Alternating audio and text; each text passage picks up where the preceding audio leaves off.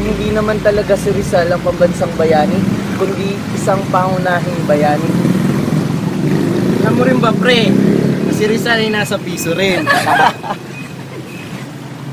O yung seryoso, ano ba talaga gagawin natin? Magbanit kaso na lang kaya tayo. Ano pa? Oh baby, baby, baby, my baby, baby, 我绝不能失去你。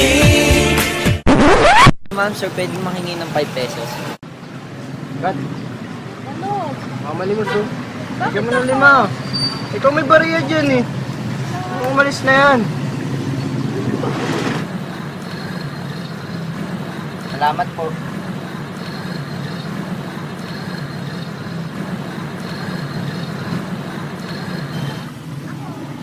Pinakahulog na dito si kuya mo. Ano mo?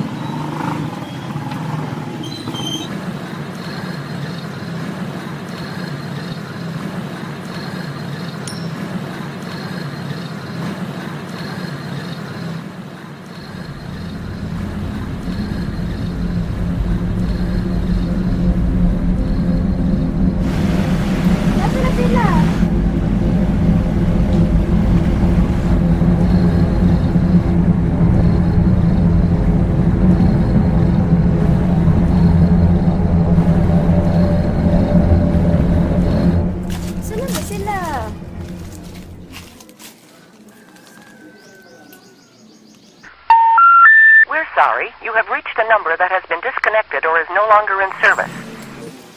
Bakit walang signal?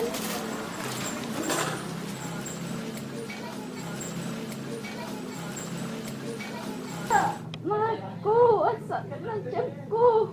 Manganganak na yata ako. Sandali lamang, mahal ko. Hihingi ako ng tulong.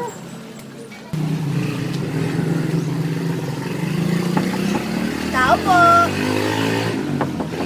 May tao po ba? Tao po, pwede po magtanong? Uy kuya, saan ka pupunta? Ang sakit! Ate, okay ka lang?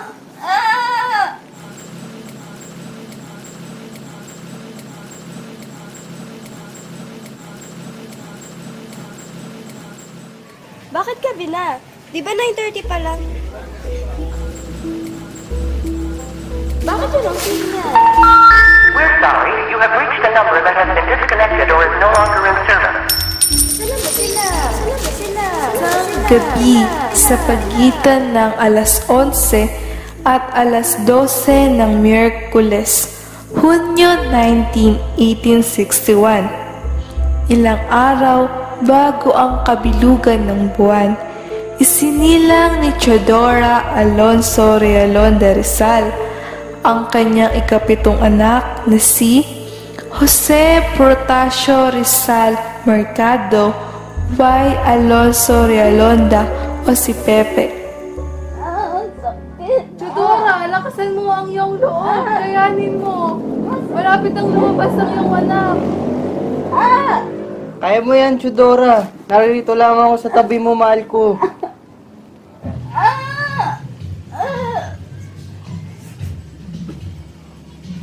Chudora, lalaki ang iyong anak.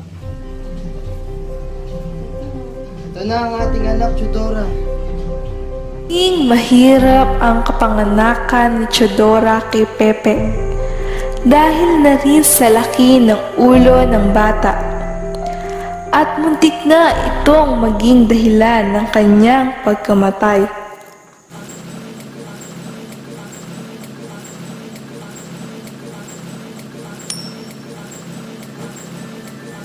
Pagkatapos ng 3 araw, bininyagan si Jose Rizal sa simbahang Katoliko ng kanyang bayan noong Hunyo 22. Bininyagan siya ng kuro paroko na si Padre Rufino Colantes.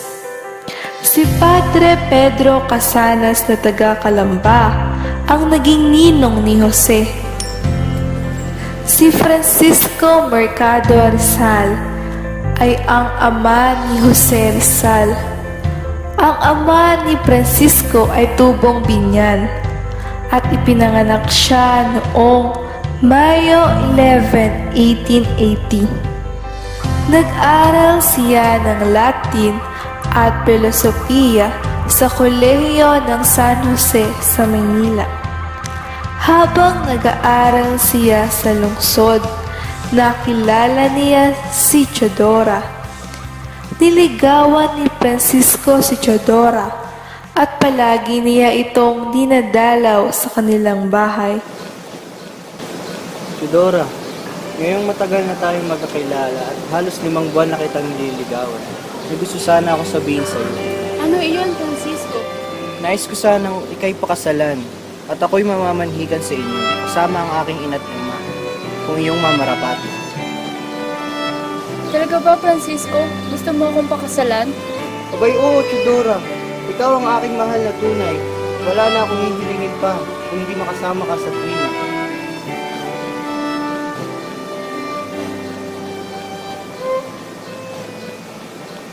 Ang corny naman ng dalawang to. Walang forever. At hindi nagtagal, nagpakasal ang dalawang mangsikirog noong Hunyo 28, 1849. Inilipat niya ang kanyang pamilya sa Calamba pagkaraang mamatay ng kanyang mga magulang. Namuwisan siya sa asyenda pagmamay-ari ng mga Dominiko. Siya ay masipag, bihirang magsalita, ngunit mas maraming nagagawa. Isa siyang huwarang ama ayon sa tala ni Rizal. Namatay siya noong Enero 5, 1898 sa edad na 80. Ang apelidong Mercado ay ginamit noong 1731 ni Domingo Lamco, ang kanununuan ni Rizal sa partido ng kanyang ama. Si Lamco ay isang mangangalakal na inchik.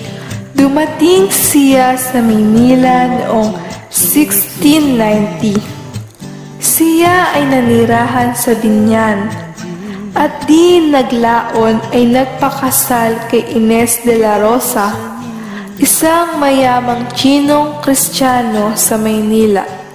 Ginawa niyang Mercado ang kanyang apelido na akma naman sa kanyang pagiging negosyante. Sa Filipino, ang salitang Mercado ay nangangahulugang palengke. Naging anak nila si Francisco na napangasawa naman ni Cerilia Bernacha, isang Chinong Pilipino. Si Francisco ay nahalal na Gobernador Silio. Isa sa mga anak nila, si Juan Mercado, lolo ni Rizal, ay napangasawa naman ni Cirilia Alejandro, isang mestikang inchik. Nahalal din siyang Gobernador Silio tulad ng kanyang ama. Nagkaroon ng 13 anak si Kapitan Juan at ang bunso ay si Francisco, ang ama ni Rizal. Si Doña Teodora Alonso Realonda, ang ina ng ating pangunahing bayani, ay isinilang sa Maynila noong Nobyembre 8, 1826. Ang kanyang mga magulang ay sina Don Lorenzo Alberto ng Ilocos at Brigada Quintos ng Binyan. Nag-aral si Teodora sa Kolehiyo ng Santa Rosa, isang kilalang paaralan para sa kababaihan ng lungsod. Namatay siya noong Agosto 16, 1911 sa edad na 85. Sina Francisco at Teodora ay biniyayaan naman ng 11 supling sa Turnina. Siya ay ipinanganak noong 1850. Namatay siya noong 1913. Pasiano. Siya ay pinanganak noong 1851. Katapatang loob ni Rizal. Namatay siya noong Abril 13, 1930 sa edad na 79. Narcisa. Siya ay pinanganak noong 1852. Namatay siya noong 1939. Olympia, ipinanganak noong 1855. Lucia, pinanganak noong 1857. Maria, ipinanganak noong 1859. Josefa, ipinanganak noong 1865. Jose, ang pangunahing bayaning Pilipino. Ang palayaw niya ay Moy at Pepe.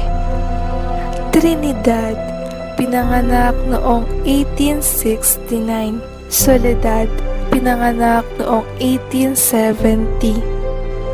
Concepcion, siya ay pinanganak noong 1862.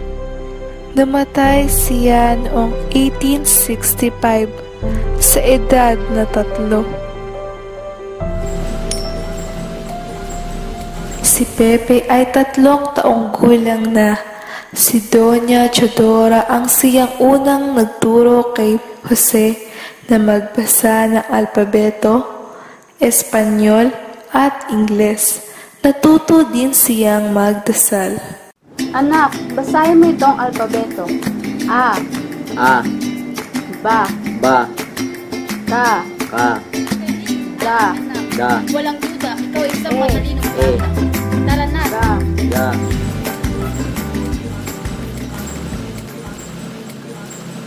Pumasok na si Pepe sa kanyang silid at naghanda na para matulog. Sa ngalan ng Ama. Ama, maraming salamat po sa lahat ng biyayang binibigay niyo sa amin. Salamat po at mabuti rin ang kalusugan ng aking pamilya. Naway patuloy niyo pong bigyan ng grasya ang aming pamilya. Amen.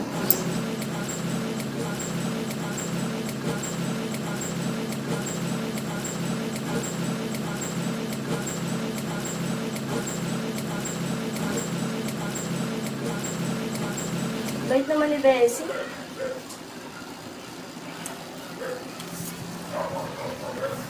Matulog na?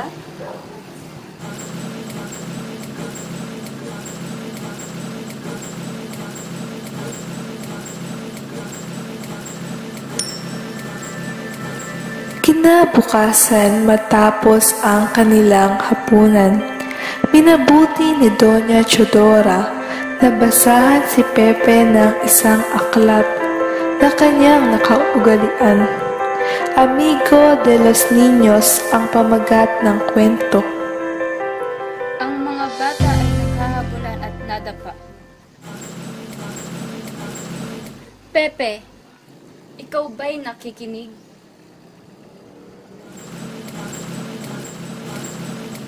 Anak, alam mo ba ang pabula na tungkol sa gamo-gamo? Hindi po, ina. Kung gayon, ikukwento ko sa iyo, mahal kong anak. Ipinaliwanag ni Doña Chodora kay Pepe na namatay ang batang gamo-gamo dahil na rin sa ito'y lumipad sa apoy. Nang sinabihan ito ng inang gamo-gamo na huwag lumapit sa lampara dahil na rin sa katigasan ng ulo ng batang gamo-gamo, unting-unting nasunog ang pakpak nito. Ganun po ba, ina? Oo, Pepe, kaya wag mong gagayahin ng batang gamo-gamo. Pero ina, ako po ay bata at matapang. Bakit ko po pipigilan ang aking sarili sa pag-abot sa aking mga gusto? Gaya ng gamo-gamo, naakit siya sa apoy, kaya siya ay namatay. Ang pangangatwirang iyon ni Pepe ay kanyang naging inspirasyon hanggang siya ay lumaki. Sa kabila ng pagiging matanungin ni Pepe, may takot pa rin siya sa poong may kapal. Mahal ko, anak, 6:00 na, tayo na't magrosaryo.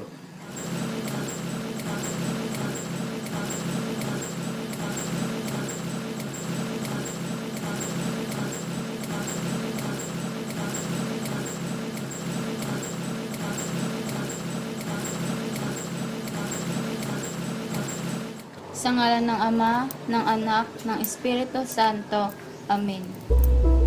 Sa kadahilanang siya ay may malakas na pananalig sa poong may kapal.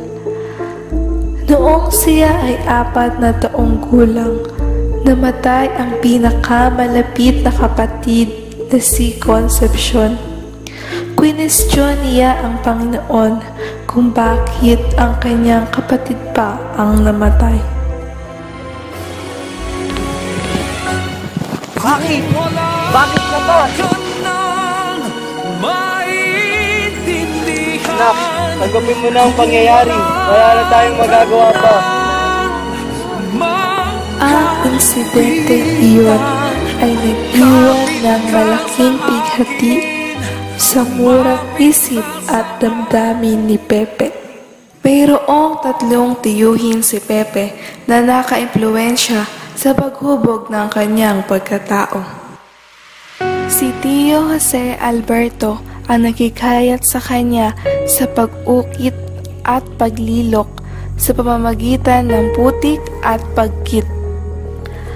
At panghuli, si Tio Gregorio na nagpatingkad sa hilig ni Pepe sa pagbabasa.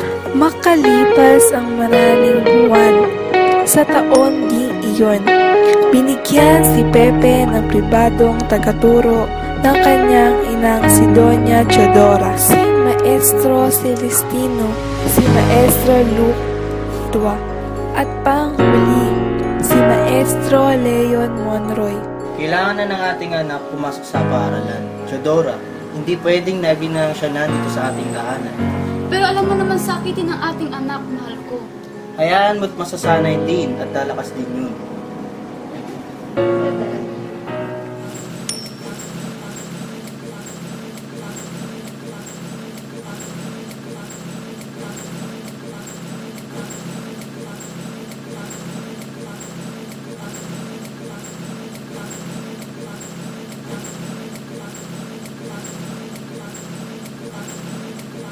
Ikaw, Jose, marunong ka bang magsalita ng Espanyol? Konti lamang po.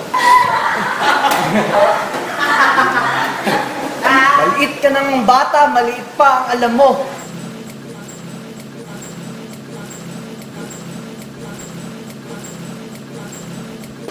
O Jose, ay, hindi pala.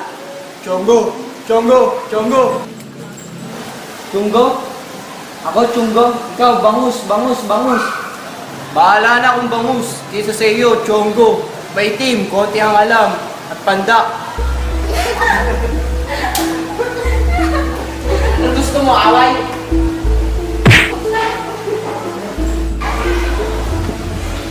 Anong nangyari dito? Si Pepe po! Jose! Halika nga rito! Aray! Sa pagbabalik ni Pepe sa Kalamba, hinagpis at lungkot ang tumimo sa isip at puso niya. Pagkaraang dakpin si Doña Chedora, pinaglakad siya mula Kalamba hanggang Santa Cruz, kabisera ng Laguna, na may distansyang 50 kilometer. Napiit siya sa Kalungang Provincial ng mahigit 2 taon. Sa taong 1872 din, naganap ang pagbitay sa 3 pari na sina Padre Mariano Gomez, Jose Burgos at Jacinto Zamora. Sila ay inakusahang nakikipagsabuatan sa pag-aalsa sa Arsenal sa Cavite. Ang Ateneo Municipal, ngayon Ateneo de Manila, ay isang kolehiyo na nasa pamamahala ng mga Jesuitang Kastila. Noong si Pepe ay 11 taong gulang na, inihanda na siya sa pag-aaral sa Maynila. Noong panahong iyon ay 3 ang paaralang sekundarya sa Maynila. Sinamahan ni Pasiano si Pepe sa Maynila upang kumuha ng pagsusulit sa San Juan de Letran. Mahal kong kapatid, halina't pumasok ka na sa loob. Baka mahuli ka pa sa iyong pagsusulit. Eto na po't papasok na po ako upang masimulan ang aking pagsusulit.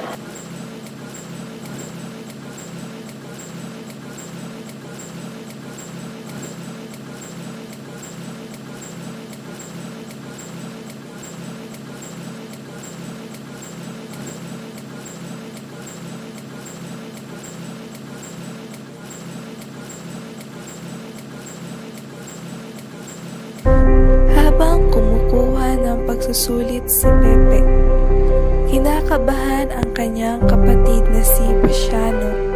Samantalang si Pepe ay mahinahon na mahinahon sa pagsasagot ng kanyang pagsusulit. Nakapasa si Pepe sa pagsusulit, ngunit nagbago ang isip ng kanyang ama nang umuwi si Pepe sa Kalamba. Sa Ateneo Municipal de Manila na niya gustong mag-aral.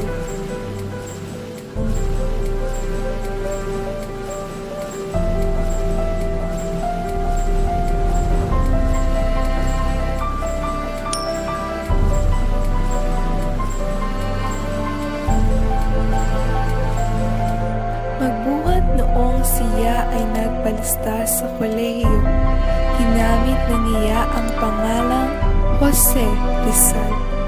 Sa gulang na 16, nagtapos si Rizal ng pag-aaral sa Ateneo. At noong Marso 23, 1877, natamo niya ang gantimpalang sa Bachelor in Arts na may pinakamataas na karangalan. Kapag nagpatuloy ng pag-aaral si Pepe, tataas ang pinag-aralan niya. Noon, ang mga may mataas na pinag-aralan ay itinuturing na kaaway ng mga nasa pwesto.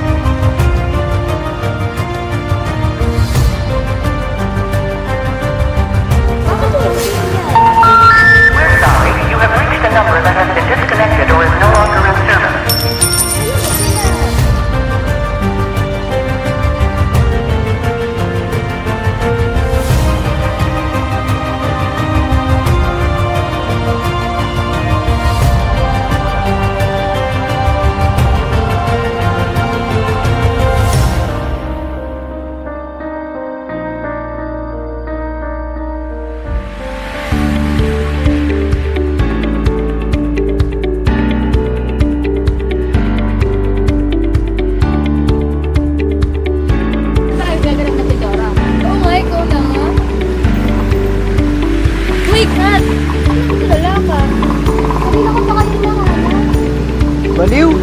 Hindi ka lang naman ah. Wala kaya kayo kanina? Wala kami kanina. Saan ka ba nagpunta? Hogwarts?